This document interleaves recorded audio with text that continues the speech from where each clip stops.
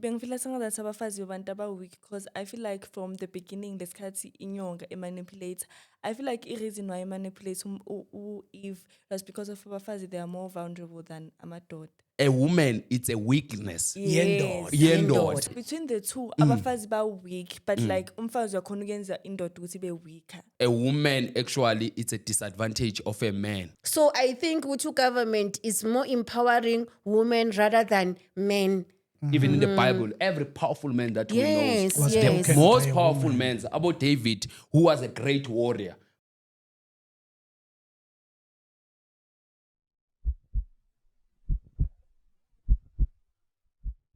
Okay, welcome to the Gear Shift podcast under the Gear Shift network. This is where we are shifting into faith, into Christ, and into making God the center of attention. Ladies and gentlemen, boys and girls, manene na manenekazi, bafana na mantombazana, we are back. We are back, and we are back with a bang. Yeah, Sense Studios is here. Woman of God is here. Faith is here. None other than Gift Mabunda from the Gifted Media is also here. How are you, sir? I'm good, and you say? All right. I'm From blessed. the last episode, how has it been? You know, I'm always booming. With the boom content. With the boom content. So whenever I go, I know well it will boom. Yeah. And it boomed. Yeah, it boomed. It boomed indeed. boomed. Yeah. Konje, it won what?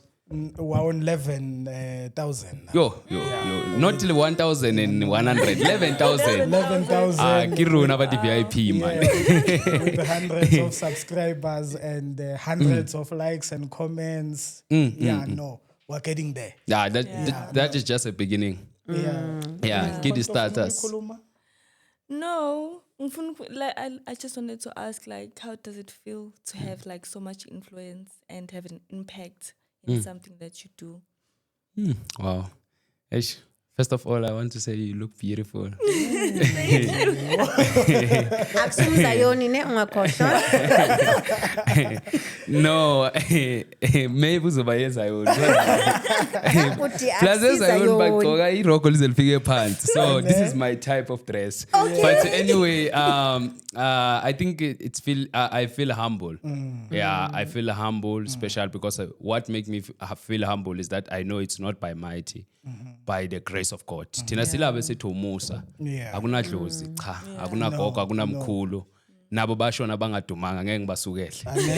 Bashona bangadumanga. Bashone bangekho popular, so angeke ngithe idlozi lami. But what I will say, it's God grace. Yeah, kunento kufanele si understand Mr. Bhekisisa ukuthi into enomusa ifakazelwa umusa. Exactly. Ilento abantu abakubuza reason yakho uthi nama ngazi ngiphunyuke kanjani. So it make me feel recognizing the grace of God that is upon my life. And I believe ukuthi uma ngila ku Gear Shift, it also imparted ku Gear Shift. Definitely. Yeah. You know, speaking about our ancestors, there's a video here I want to play. Okay. Just to set the tone. Okay. Yeah. People that lived like you, went to toilet like you, and they now in the grave, that you basically gonna go to the grave also. How are they upgrading now to becoming a higher power? Like what makes them higher than what they were in? Like what is about but like bapela, because Jesus been worshipped even before he was like born in the world. Been in the Old Testament, you see Jesus. In the New Testament, he's here in the flesh. And now in our times, he's back to the Father, but he's within us in the Spirit. He lives in our hearts. You get what I mean? Yes. So it's not like ancestors where, okay, they were just normal people. It's not like they gods or whatever. You gotta worship them. So that's how different. So that's how Jesus and ancestors are different.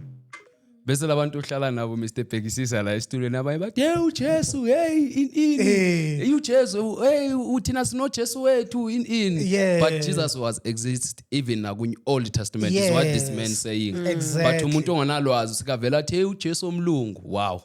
Ugift uba higher power kanjani ugift Eish. ebe ka umuntu ayisogolela sekashonile manje seka higher power. Eish. Imagine. Eish. No. It's only Jesus. Jesus. One thing about Jesus, they like it or not. Nalaba bathi uJesu umlungu bayalazi iqiniso. Ne? Ukuthi at the end uJesu. Exactly. Even nalaba bahlala la emakhawuchini. Yeah. Ngikhuluma ngama-guest wakho. Some of them into abayikhuluma inyongo ukuthi we can't comment. But izinto abayikhuluma inyongo, especially someone who will know it truth. Because Yeah. iqiniso liyakuhlaza uma ulazi kodwa ukhuluma into ongayazi. Exactly. Noma ungazama ukuyi-quote uyifake i-African, uyifake i-dictionary, uyifake isilungu, uyifake isinto okusalayo, you know the truth. Exactly. Ukuthi uJesu was there before, even abazali bethu, before they Bamazi. exist. Even Jesus even existed on the Bible. Jesus was there even before iBhayibheli exists. And then uyafika wena usuzalwe ngo-19 ngoba amadolo sozothi uJesu ongazalwa ngo-19 nango-80s. He was before even the numbers. Wayelobakhona. So that it's a confusion abantu abanayo. But that man make it clear ukuthi Very clear. And it's a young boys. yeah, sithi amadlozi phansi. Yeah, no. Yeah. You have something to say? Hayi, angazikhonje futhi yasesilafela lapho ngikhuluma nawe prophet ngaloku ngikubiza ngegama leli awusesi out of the mic. So like ngathini, I was very interested or ngibe ne something that I wanted to know based on this thing or umthetho omusha, if I'm not mistaken, ngathi umthetho omusha prophet gift law okuthiwa mina if mina nawe siyashadana wena sozosebenzisa isibongo sakadlomo mina ngisasebenzisa lesakaMabunda. What does the Bible say about that, and what does as thina singabantu, because of some they said no, this thing ihlulela ukuthi abantu sikhatha lento leyo ukuthi isintu sethu sithi. So mean, I'm asking biblically, what does the Bible say about wena angusase uMabunda so udlomo? What does it say? And wena uyibona kanjani? Like, let's have just a general talk. Okay. Yes. By the way, happy belated birthday. Ngibonile lapha bakuthengela ikhekhe wathi uyazini ngijabulile. Ngiyabonga man of God, Ngathi ngiyabonga. hey bomeka kana ukupretenda.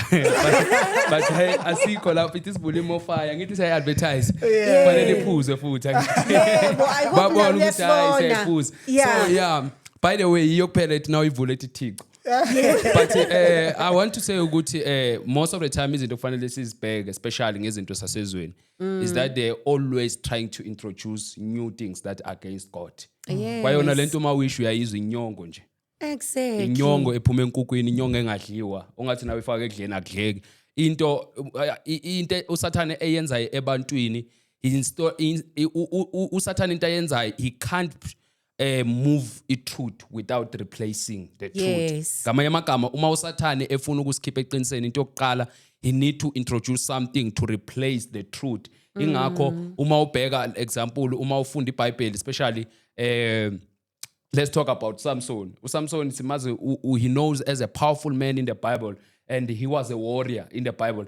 But Satan introduced Delilah. Delilah. Delilah came as someone who's going to figure as replace the true wife of uSamson. Amagama uzamhlula uSathane uSamson. He need to introduce something that is new to him.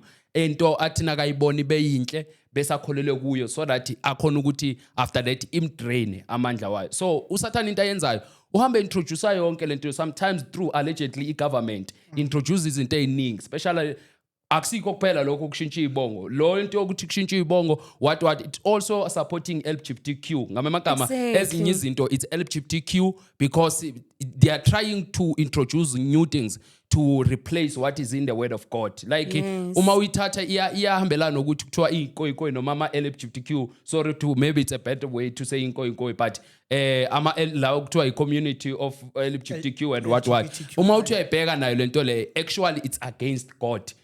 Ukushadisa abantu uNkulunkulu kuthiwa wabhubhisa iSodoma neGomora because of why? Because ochomi nabo awus. But today we as a government here to introduce something that knowing very well that is against the will or the truth of God. So the only answer that I can give you is that it's a confusion and also it's a sign that Jesus Christ is coming soon. Bakhona abanye bathi uyabuya nge-23 zika September. Yes. Unfortunately akabuyanga uJesu because angeke abuye ngekhehla elindala lihleli phansi esitulweni lithi uJesu uyabuya. uJesu lithi nakabuya sozwa ngecilongo. We are not expecting any date or any weather, but we are expecting icilongo ukuthi likhale. Bese lithi iBhayibheli bonke bazombona. So uSathane is always uSathane is called to confuse abantwana baNkulunkulu. He is a father of confusion. Ngamagama uma uSathane into ayihlelele emva kwethu is always trying to introduce something that going to confuse us as the children of God. Ingakho today they are introducing a new Bible, they are introducing new laws.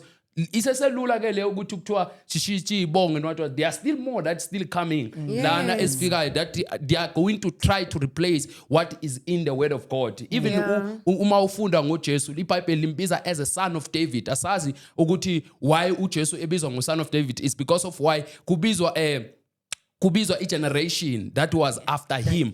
Ukuze ebizwe after him is because uJesu zangazalwe wazalwa ngokomoya, but uJesu wazalwa ngokomoya akazalwa ngokwenyama. Hence lithi iBhayibheli uMary waba pregnant. But today you get someone at uJesu wazalwa ubani hayi kwenza kanye 1 2 3 1. Those are the confusion that Satan introducing. Some of them uSathane is introducer through history that we call it profession. Lezi zinto esifundayo, lezi zinto kuthiwa umuntu wayeyiskeleton amanyala wonke lonto le. Kuthiwa umuntu wayeyi-apes ayimfene yonke lento le is always ukumandate you confuse abantwana baNkulunkulu. Umvumelelani kugovernment uSathane ukuthi a confuse kanje. One thing inkinga uNkulunkulu uma kadala umuntu emhlabeni, he lay decision. Ongawe amagama uNkulunkulu ukunika freedom akunika decision. Udala uAdam noEva umfaka phakathi ensimini umnika decision. uAdam sizwa ngaye ukuthi wena ulithambo lamathambo ami.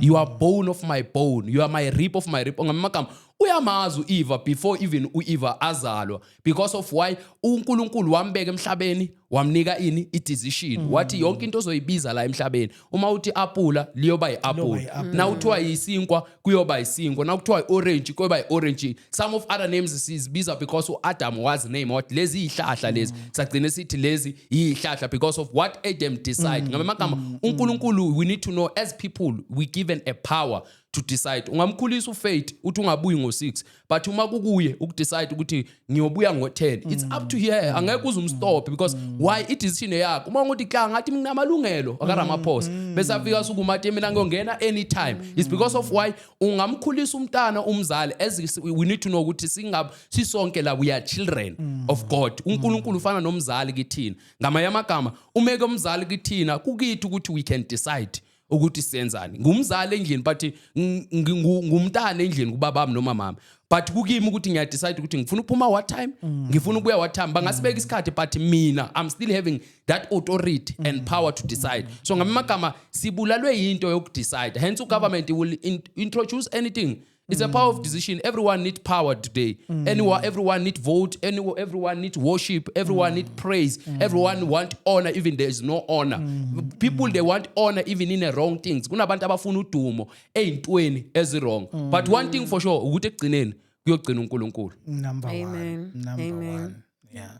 That Yeah, is because powerful. of nami I feel ukuthi yes, it's right, but if when I give to so udlomo, your honor as men ikuphi, because of your surname noma singathi it's not biblical ukuthi it's your pride, because of I was debating with somebody else and he told me ukuthi no, if mina ngikhula kanje ngikhuliswe ngesibongo saka mama, so angithatha umfazi ngimbiza ngesibongo saka mama akufani nokuthi uthatha isibongo sakho na.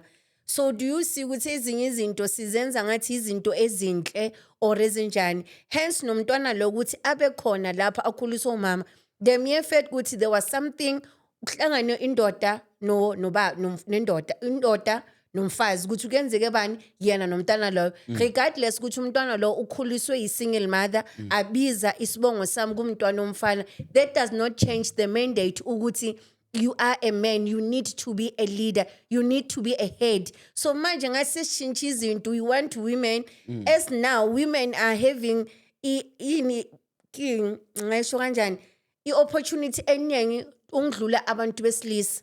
So I think ukuthi government is more empowering women rather than men, to a point whereby sometimes you feel ukuthi men, they don't have a voice anymore.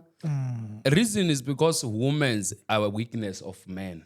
Yeah. Like even the person that is who's busy introducing the new things that favoring women's, we also need to know women's are weakness of men. Even in the Bible, every powerful man that we know, Yes, Was yes. broken. most by a powerful men, about David, who was a great warrior, but still woman was able to make David feel weak. There's something that we know, Guti. Some of other things they are being introduced because of weakness of men. Ziningi izinto, like for example, you'll get emsebenzini. There are more women than men today. Yes. Khuluma mina ngemsebenzi whereby we know ukuthi they needed manpower. Yeah. But you'll get one man doing all this manpower. Those women are there to escort. But kunababa bahlele ezindlini who was supposed ukuthi benze umsebenzi olaphaya, but you get many things because of why women are favored. English iqiniso ukuthi abanye abantu besifazana abasebenzi ngoba baqualified, but abanye basebenza ngokuthi kujikwe embedweni, number 1. Abanye basebenza because there is a manager who's weak to women. Ngamagama always umekebona ungathola ukuthi uyimanager nje ujola bonke staff sonke, but ungathola ukuthi uprincipal nje ujola bonke ama HOD because of why it's a weakness of what of a man. Hence sometimes we feel ukuthi women are so favored in gender inequality or what it's because of why it's a weakness of a man. You know what ukuthi iqiniso liyafuneka Mr. Pekisi uma ngathi manje kwenzeka something nawe uyazi ukuthi ungabaleke laphi. Uyayibona into efana nale. Maybe nangathiwa beba save umuntu oyi1, maybe wena ungasave ngapha, mina ngithatha uFaith. Umangala ukuthi awusadonsi mina Mr. Pekisi ngoba ngikwazi kudala, but usho ukuthi ngingakuyeka ngiyatshela kuwe kuphi ungizwa ngangilanda kathi ngingenwe yini. Ungathemba umuntu wesilisa uma kefika endlini, ungabona eqine emsebenzini uzuthi inkunzi mala ngiboss le uma kafika endlini bathi baba umuze ekhonje ukudla ngenyawo kuthiwa kulapha ya ku microwave lo bekasigwajisa lapha phakathi la sizwe ngayo iCEO that time or iboss or isupervise, ungabona esidivile emsebenzini and you feel like this is a powerful man abangena staff sivele sisqueeze phansi sibheke phansi komphethe, kanti guess what, uma kafika endlini there is a weakness at home. There is a big weakness. So mina ngeperspective yami, like bengifila sengathi abafazi abantu weak because I feel like from the beginning lesikhathi inyonga manipulate. I feel like the reason why manipulate Eve was because of abafazi they are more vulnerable than amadoda. Hey, Adam, he was a strong man. Yes. And Adam, he was given an authority, he was given the memorandum. Okay, but between the two, abafazi ba weak, but like umfazi wakhona ukuyenza indoda ukuthi be weaker.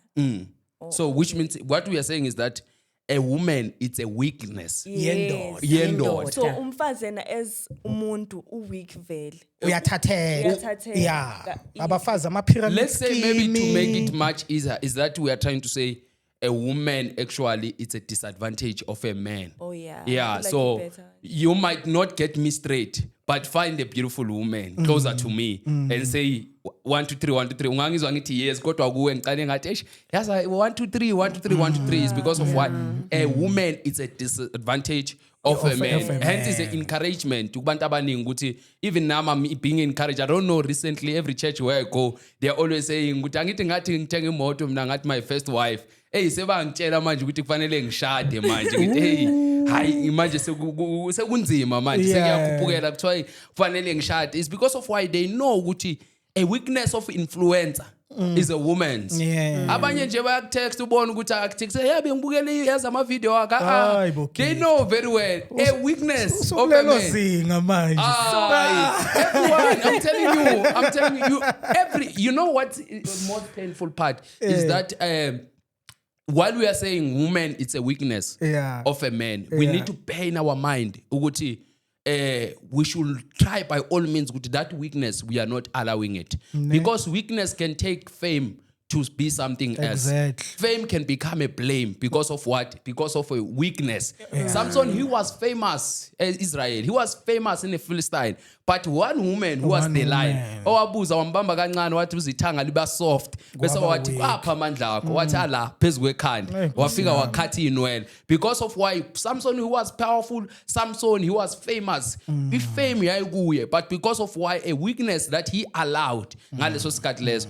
Wakuphi Samson today Samson ufe kabuhlungu asinasho ukuthi somthola ezulwini asikhulumeni iqiniso kunabanye abantu abafile eBhayibhelini we are not sure we are going to Ukuthi get them in sobathola. heaven kunabanye siyababheka sithi kodwa laba singabathola yazi siyabacabangela manje ukufa kwabo kunokuthi in but usho ukuthi uyomthola ngempela uSamson Ayi, angiboni. phela uthintile amathanga kaDelila and wafa sazi ukuthi nakafa wathini urepentile asazi because of why we need to bear in our mind ukuthi as much as it weakness we need also to fight against those weakness yes Hayi no izwakele like share subscribe and comment kungabi viewership enga correspondi ne subscribing of you so like share subscribe comment on the Gospel Gear Shift podcast let's move any other thing ngiphendule wonke ama question yeah no aseza ungajaha. uthe ilanga lakhe namhlanje Today is my day. okay I'm ready for you All right. I'm drinking more fire here Get some more power, Puti.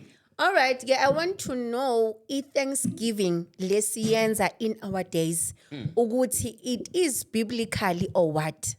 okay I-Thanksgiving angithi manje unyaka soyaphela sinama Thanksgiving left and right and center siwayenza ngendlela right na njengaku Old Testament naku New Testament are we Ukuthengela doing umfundisi it imoto right now Ngifuna ngisule nomjuluko because manje na usukhuluma ngeThanksgiving kusho ukuthi angeke sihole phela yes yini sekwama bonus owena umfundisi ngoba mina ngi-PA yakho lokungitshela kancane ukuthi this year yazi sengiya upgrade sengifuna i-Range Rover then mina sengiyahamba ngiyalaphana sengitshela ama-elders ukuthi no umfundisi kahle ufuna i-Range Rover because of since aswisa from January until December so manje funeka ama-levels aphakame bear in mind ukuthi some of the church members abasebenzi and even though asibabhekeleli ukuthi bona why can't we do that Thanksgiving to those poor souls now I'm sorry to say poor but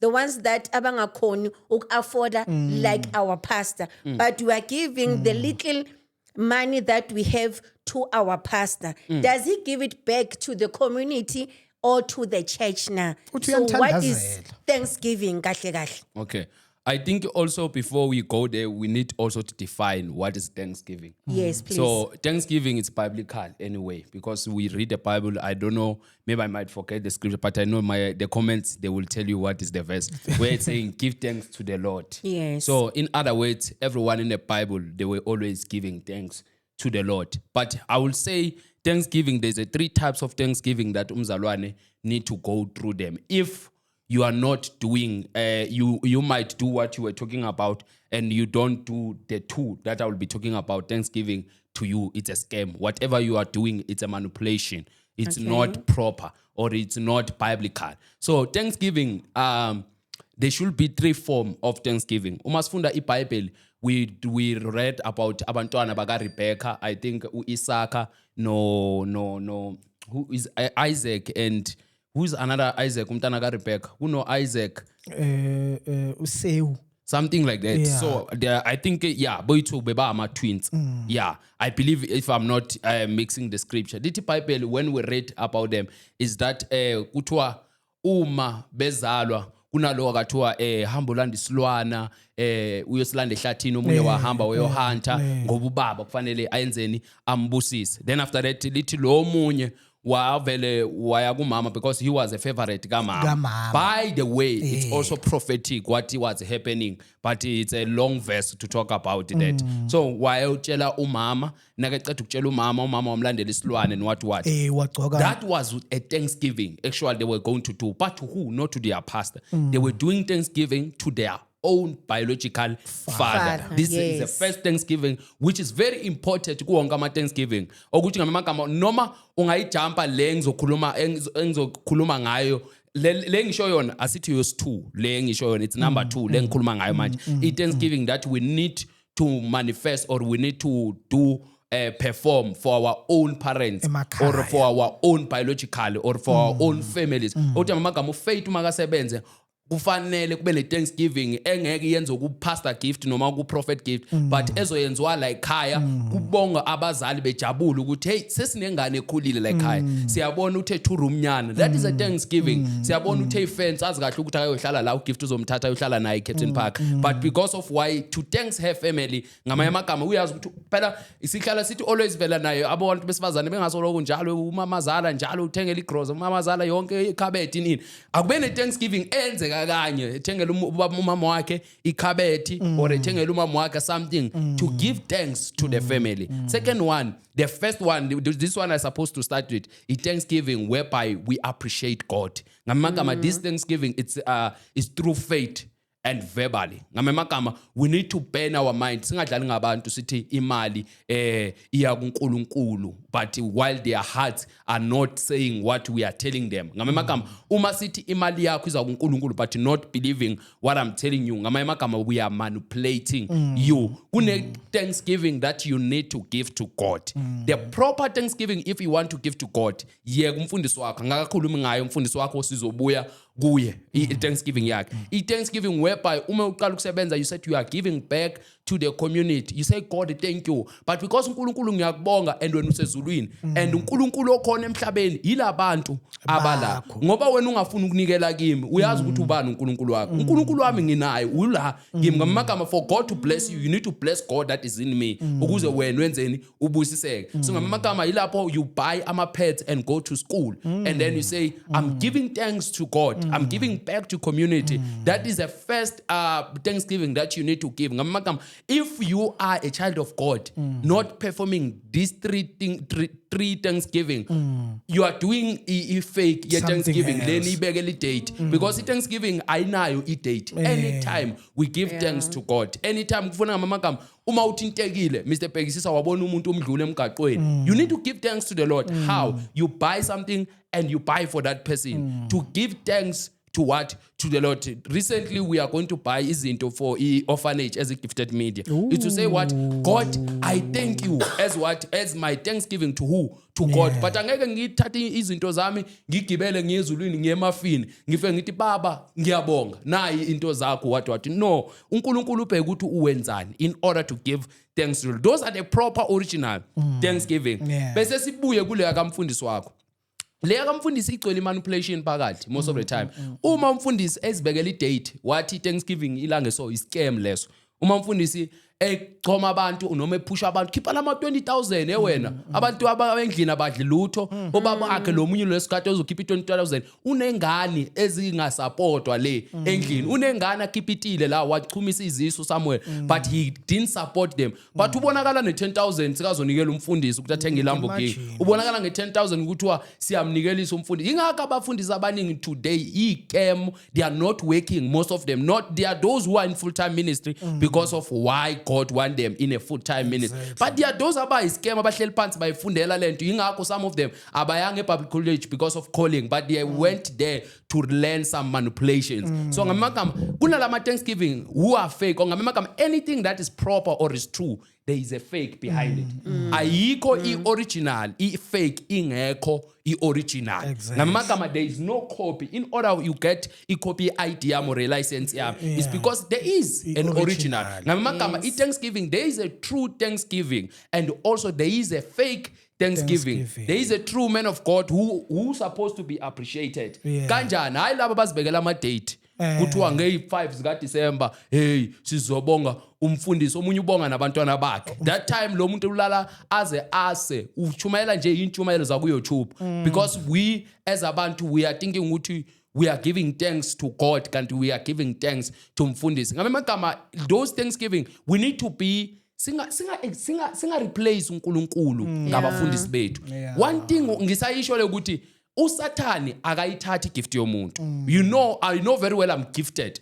Satan cannot take my gift. Definitely. What will do every time ngizo try ukureplace uNkulunkulu and ngifuna ukuvela njengogift uqedile ngami uSathani. Ngamagama uthi dancer shumayela mfana wami ubabangela umsindo but now uqeda wazi ukuthi now ushona siyale ekhaya esokweni uyobe kufry uSathani uyoshumayela phakathi emalanga beni womlilo because of why uSathani he always making people to find an opportunity to replace God. Ngamagama iThanksgiving uma ingaqhumanga endlini ingaqhumi ngaphandle abantu ungabenzelanga lutho abantu abahluphekile usuvela wena uyenzela umfundisi wakho. That is a very big scam. Ngamagama ayinasibusiso into yakho. Inani instead inokubonwa phakathi ilento ukuthi ngifuna ukubhekwa ngifuna ukuba ama listini bengafanele ngifuna ukufitha kuyo yonke into ngifuna ukuthandwa. Abanye they want to be loved by their pastors, but God doesn't recognize their presence in their prayers room. uNkulunkulu akababoni ebukhoneni bakhe because but they are always ebukhoneni wabafundisi. Kunabanye umevela umfundisi wabo wena nje ugcokile nje ugift nje bevele bebona ngathi wenza kancane, you know, because of why they want those who always manipulate them. Ngisazosho lento ngithi le Thanksgiving esenzela umfundisi uma ingacalanga endlini ubonga abazali bakho, it's a scam. Uma ingacalanga ngaphandle ubonga abantu unikela kubantu abaswele usuvela wena ngoDisemba uthatha imali kabe uyangezela imali yokuphekisana le ngoDisemba sikhipha imali nje ukuthi endlini efamily kube nama braai wena imali yakhe asiyiboni uyiqhumuse kuphi. Sisesenza nama family wethu to hate Christ because of izinto esizenzayo. Senza even i community yethu yamzonda lo nkulunkulu because we imagine ngugift. They know me ukuthi ngiyobonga umfundisi wami by the way, and then ngiyahamba ngiyobonga umfundisi wami, but endlini kunesimo esikhona. I don't contribute. I'm not presented.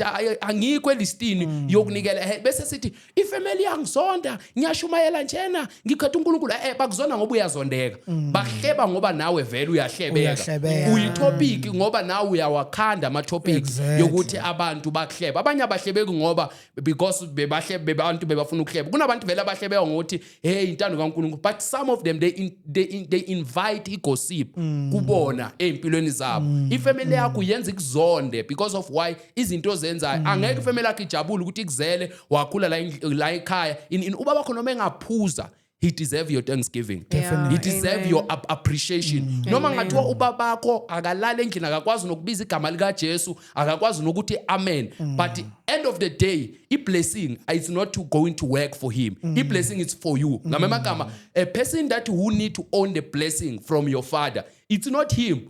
Ukuthi uyamnikelela ngoba udaki uyamnikelela ngoba akasonti in end of the day ukuthi I blessing le iza kubani iza kuwe. Ngamagama I'm the one who's benefiting here. I'm the one who become blessed. And I blessing kufanele sicace ayibuyi kumuntu okhonzayo. Ingakho abantu behambe becabanga ukuthi I blessing ibuya kumfundisi. Kuneyibusiso today when I'm Mr. Pekisisa, I'm always appreciating it. That time ngisiza abantu ngigugisa bogogo ama plastic. I was one person uma ngesikoleni ngihlangana nogogo ngibe esikoleni ngimbambe ise plastic ngimfike lapha yathi mntanami ngiyabonga. That lo ukuthi God bless you mntanami ngiyabonga. Those are great blessings. Ongeke uwabone manje because uzothi uyabonga sometimes bo expect i2 ngikhuluma mina ngesikhathi sami emakhaya eMpumalanga. Uyidinga leyo 2 rand. Uyidinga leyo 2 rand ukuthi uzokhera vela thiyazi mntanami ngiyabonga. Nawe ngeke phela uyicele because nawe azange acele phela. Nawe azange acele umsukele. But that time uthi ngiyabonga imithandazo le abantu abadala who always say ngiyabonga. Believe me, they are working for us. And those are the bigger blessing than what we are expecting. Than your pastor, than the pastor. Pastor wakho uzothi be blessed ngomshado kodwa usingile. Uyayibona leyo nto le. Enye into common sense. Omunye uzothi busisekani ngemshado kwayena nje impohlo. Inkosi yami. Umuphi umshado yokubusisa ngawo? Ngiyakubuza ngithi ngelanga ushada wena kuthiwa niyofaka ama ring. Afika ugift angashadanga, you will be blessed. You think the blessing will come there of a marriage? You think vele ngizofika ngibusisa ama ring wakho, but mina even myself angishadanga. Era enyenzakelayo emasontweni because we running a true blessings. We are running a true Thanksgiving emakhaya and we are going there sithini siyofuna umfundisi ezosibusisa.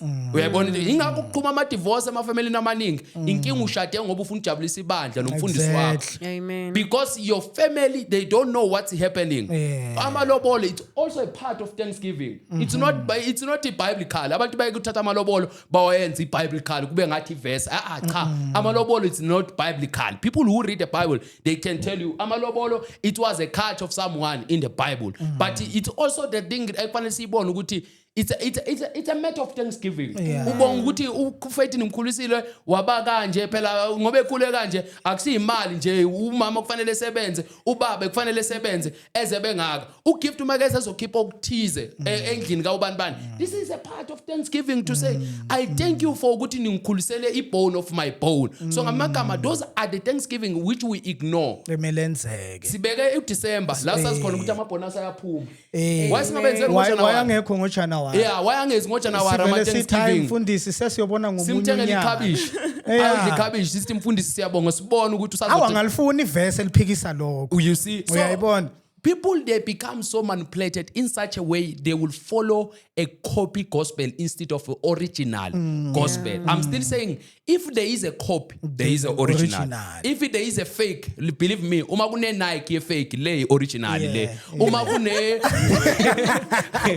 angithi ngenza example phela bara ngempela le original original. Okay. Asikhopi le. angithi abantu kufanele bangayikhohlwa uyabo uma ngisazosho le ngizo advertiser imo fire nje for free ngicabanga ukuthi maybe no Mr Sibonga angenzela ifavor phela ku gifted media uzokwenzela siphuza imo fire yabo uma kune original yemo fire leyo na uyiphuza ithi Thixo believe me kunalena uyiphuza ithi devil kunalena uyiphuza ayinuki kahle uyabo but le since uyiphuza amaphapho wakho are right nikhona enganuki kahle original energy drink believe me there is a fake angisho angilazi igama lakho laleyo fake but end of the day awusekhe taxi ikhona fake uyayibona into efana nale so ngizama ukuthi ngamagama everything that are there emhlabeni kunama original kunama fake kunama copy and most of people they are following fake instead of original. wayilula indaba yokufollowa ifake wayekulula ukuya esontweni lecult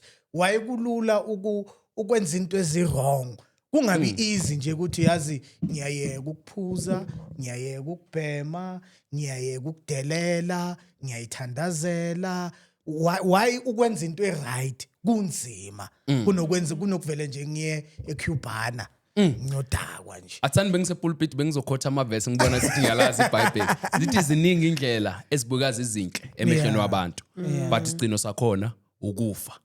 Psalms 1 verse number 1 it don't blessed are the one who don't goes with the counsels of bad people or with an advice of evil people. Ngamanye amagama uzama ukuthi umbhalo uzama ukusibonisa ukuthi ubususekile umuntu ongahambi nama fake noma ongahambi ngezaluleko ezenzani ezababa. uProverbs iverse elijwayelekile lithi ukwecala kokuhlakanipha ukumesaba uJehova. So ngamanye amagama kulula ukwenza into ezokubulala empilweni.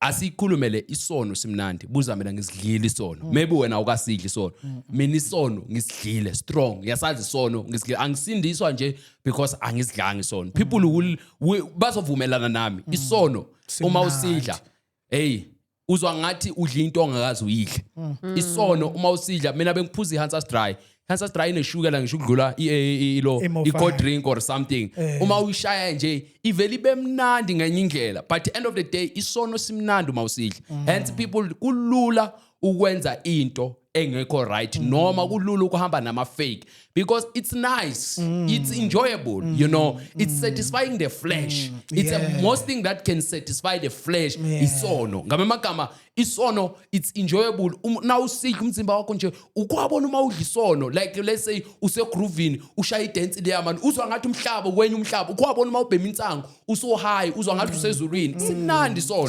it's enjoyable ukwabona uma uhleba wena ngathi uzizwa ngathi ungcono uma uhleba ngathi awunazo kanti masingavula wakho ama file welele ubola ukudlula lo mhlebayo abanye abahlebi babola ukudlula abantu ababahlebayo ukuthi ezaba zikaveli uma singavela nganuka iroom lonke ungambona ekwathu mangala ukuthi kanti bongasiyi past iphetha yegosipa le because ezakhe sathuleke day lo hleba izivuleke zakhe kuyoba ngathi akazahlebe kuyosobe simzwele sithi kodwa nalento bekayihlebe yobukeka ilula because kumnandi ukwenza isono it's very nice to go with fake ilula fake believe me if fake ilula uyabona if fake uma ngathiwa maybe let's make an example sithiwa une report ele fake. I'm just making angazi umuntu one report ele fake. Ngenza example ukuthi une report maybe ele fake. Ulithola ungafundanga. Awukwazi wena ukubhala i-test. Awukwazi ukubhala i-class work. Uyabona kulula kanjani nje. Uvele nje uyitholele i-report ele fake kuthiwa unabo 7. Ukwabona uma uthola i-report ongaliphasanga. Uwazi kahle ukuthi lo 7 we-LO awenzanga lutho wena. Uvele wabhalwa lapha yakathiwa hey LO wathola u7 kulula because of what you didn't work for, because i-original iyofuna ufukuze man. Hey into original ifuna uyisebenze as much sithi lo uNkulunkulu wethu he's an original God, he's a great God. Esiyajuluka mfethu wabona ngifika la ngijuluke kanjani bengithima u200 emgaqweni because of what to comes here. We understand it's because it's not easy ukwenza into enhle noma it's not something that it just flows to do something that is right, but into wrong iyaflow mangathi wasibheme manje silight vele ukuthi kube mnandi nje uma ngathi asidonsa amawayini la ungeze ufaith na iseke jintsha uyabona ngithi kanti sekakubheka kancane ubungasimali kanti sekavela le iwayini uyabona ngithi siya ku December baye kuna laba bacamba manga bathi hayi mina ngiphuza ngama special occasion ngidlala ngawo usathani. Usathani ulinda the time uthi mina ngiphuza nge special occasion. Usathani akadinga imbobo elingana nale garage ungena. Usathani ufuna imbobo elingana nembobo yesikhiya ungena empilweni yomuntu. Sengikhuluma ngo December mina abantu abaphuza ama occasion, abantu abaphuza ngama holiday June 3 ngo December 16 ngo December the day uyophuza ngo December 16. I don't know ukuthi ubani uyophuza nge16 zika December. The day uzohamba uyogroova uyoshona ku accident. The day uhamba uyogroova uyothola ingozi ku accident. Kunabantu exayoguquka amaningi nge16 ezika December zabantwana abangafiki na ku 18 because of why it's easy to do what not pleasing God. And it's enjoyable. It's a truth that we cannot even try to narrate it. It's a truth that people they should be told. Futhi right manje sikhulume siyo approach ama festives. Ukuthi the time uFaith ecabanga uyale ecabanga le episode ukuthi hayi man. Acabanga iProphecy. Ngikhuluma nalo bukele. Uma ecabanga ukujumpa ngebonda bangambone engini. Uyoljump yobuya uyisidumbu. Ngathi mina ngihamba one day selapha police station omunye umntana echaza icase ukuthi uphume ngeBolt. Bakhuluma ngomntana oshonile unangaki ufunda grade 8 ngiyazibuza ukuthi unangaki ingane encane because it's easy to do what is not right. It's easy to serve a fake God. Yabona abantu abangaseva uNkulunkulu kulula.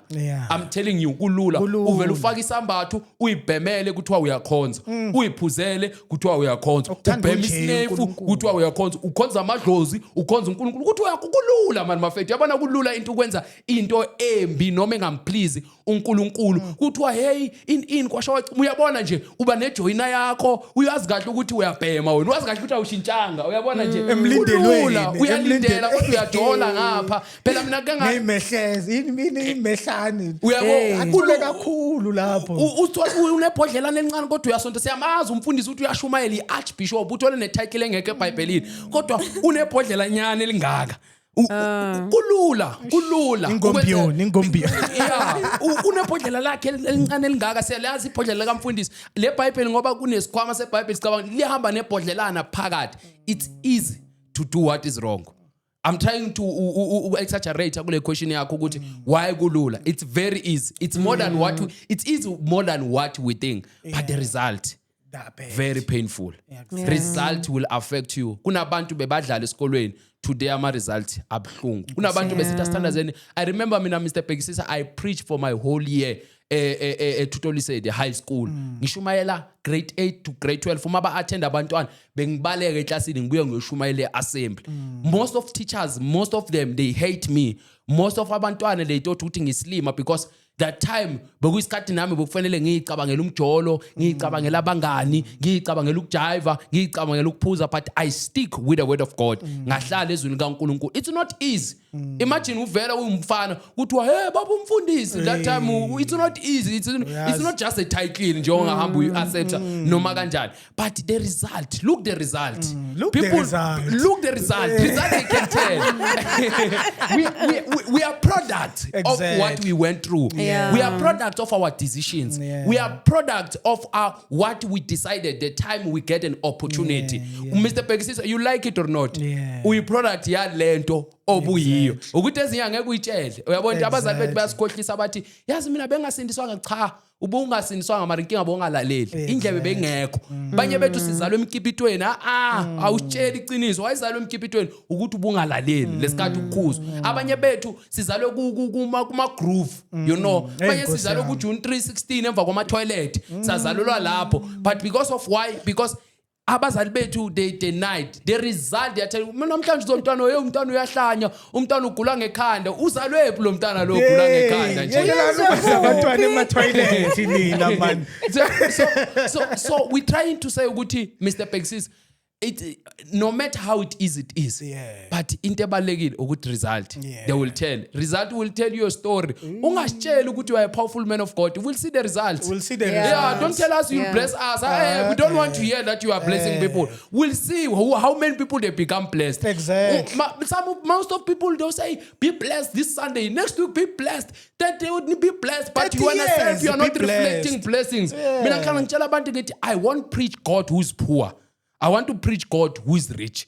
Ngifuna upreach uNkulunkulu abantu bambone kimi. Ngithi mina ngoma ethi mbone kimi, uyaphila kimi. Nawe ungamthatha, nami ngamthatha. Ngama magama uNkulunkulu lesimkhonzayo we need people we need to be a mirror of what God umuntu uNkulunkulu emkhalele ngepodcast yamathi kodwa wow God is great. 34k subscribers. You know, people they should see God in the result because our result wethu are the product of our decisions. Yeah. So manje, since it's like is against into wrong, like are there any possible ways to like turn back when into right? Lenzima, because like abantu abaningi they suffer from ukuthi okay le is like ngavuka ngiphuze but ukuthandaza every day faster uba consistent kunzima so like benze njani like ukuthi babe on the right track. That's why I'm saying it's not easy to do what is right. The most powerful thing is to decide. Yeah. The most answer of all answers. Uma singathi thandaza, ma ungadecide uyothandaza ubuyele ebhiyeni. Phela kunabantu abathandaza eTavern. You know, kunabantu abahlabelela iwosana, uza ukuthi iworship akeleli. Lithi praise the Lord ukugcuma iTavern yonke. You know, it's because of why the most answer that will give you is that the most thing owayona is to do right decision in your life. Yeah. You might be sometimes kunomuntu okhonza isonto le fake. Wazi kahle ukuthi le fake. But because what is not there, ukudecide. Kunomuntu today uyisangoma but wazi kahle ukuthi akabizelwanga ubusangoma. Wazi kahle ukuthi you are a great vision. You know very well ukuthi uma ungayeka le ngubo zonke nalobuhlalo bonke lobo, you can become a better prophet that ever people never expected, a rich one without uhamba ucola abantu imali, uthatha inkukhu banike inyongo. Bayenzana inyongo ngoba idliwe. So I'm trying to say the most thing that fate you owe to yourself is to do a right decision. Not noma singathi thandaza khona abathandazayo but still they still lack because the decision they didn't change but they are present in prayer but their decision are still weak. So the most thing that you owe to yourself is a right decisions. You know when you do right decision the results will tell. We are product of our decisions. You know what? One thing about decision, it's personal. Yeah. I-decision akusilesi yenza sisonke la ngithiwa hey decide a gift ukuthi uyahamba uyashada noma ushadi ngizoyenza personal i-decision and nomuntu engizomshada ngiyo decide njani personal ukuthi uyamthanda wena bhekisisa awumthandi if it's my decision full stop my decision is not a comma my decision is not a exclamation mark it's a full stop once you decide no matter what we say hey noma singathi yazi faith yeka Maria zona faith awuzwa you're still going to continue because of why your decision it's your full stop of what you can do better in your life. Yes. Angiphendule wonke ama questions. Awaphenduli awakawacedi. Isikhathi uyasizwa.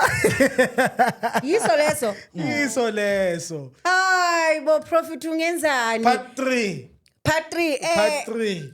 Namhlanje ngathi uyi motivational speaker nje ukwenye level ngane mo 5 today uyasimotivate uyasusa make a right decision babukeli make a right decision to come right with God is for you to take a decision and to take a platform of saying kumnandi kona ne but I need to stop and follow him because of even him holding that cross, it was not easy, but he did it for us so that us, we can have a better life and making a good decision of following him. Yeah. Pastor Gift, over to you, my brother. Mina, I will say my ritual or my culture sentence, it's an honor. Yeah, there's better people that you're going to invite. But when I was abantu phela. Abantu. So I'm graced. I'm favored as well. So it's an honor to me. Umauti, I'm a motivational speaker. I'm also a motivational speaker, by the way. I'm a poet. Ngiyakuzwa. I'm a gift, you know. Yeah. I'm a many things that people, they never think. Uyabona mina ngifake la oku-right corner. I'll say Like your name is Gift Vale. it's gift. Bennett. Zaleka Bennett liyeke. Ngizonda kabi. Wathi Bennett bangathi uyangithuka. Umama wanginikanga na idea. Yeah. Oh. So elika gift, it's a declaration. When you say gift, it's a done prayer. It's an answered prayer. Yeah. So it's what it's giving. It's humbling me most of the time because gift is from God, not from me. No glory I can take, but all glory go to only God, Jesus. Aye, guys, we're out of here.